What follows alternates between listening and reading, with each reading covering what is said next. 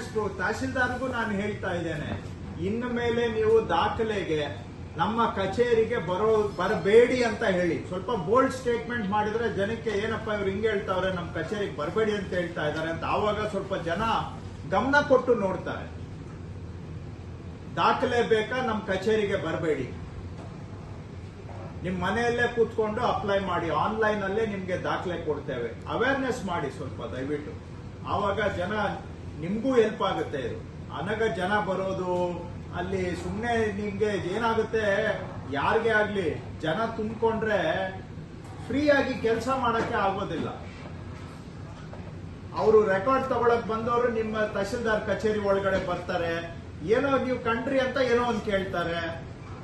ನಿಮ್ಗೆ ಕೆಲಸ ಮಾಡ್ಬೇಕಾ, ಜನಕ್ಕೆ ಉತ್ತರ ಕೊಡ್ಬೇಕಾ, ನಿಮ್ಗೂ ತಲೆ ಕೆಟ್ಟು ಕೆಲಸದ ಒತ್ತಡದಲ್ಲಿ ಅವ್ರಿಗೇನಾದ್ರೂ ನೀವು ರ್ಯಾಶ್ ಆಗಿ ರಿಯಾಕ್ಟ್ ಮಾಡಿದ್ರೆ ತಹಸೀಲ್ದಾರ್ ಹಂಗೆ ಹಿಂಗೆ ಅಂತ ಮಾತಾಡ್ತಾರೆ. ಯಾಕೆ ಬೇಕು ಈ ಜನ ಒತ್ತಡ? ಯಾವಾಗ ಅವ್ರಿಗೆ ನಾವು ನೇರವಾಗಿ ಫೆಸಿಲಿಟೇಟ್ ಮಾಡಬಹುದು, ಅದಕ್ಕೆ ಅವೇರ್ನೆಸ್ ಪ್ರೋಗ್ರಾಮ್ಸ್ ಮಾಡಿ ದಯವಿಟ್ಟು ಎಲ್ಲರೂ.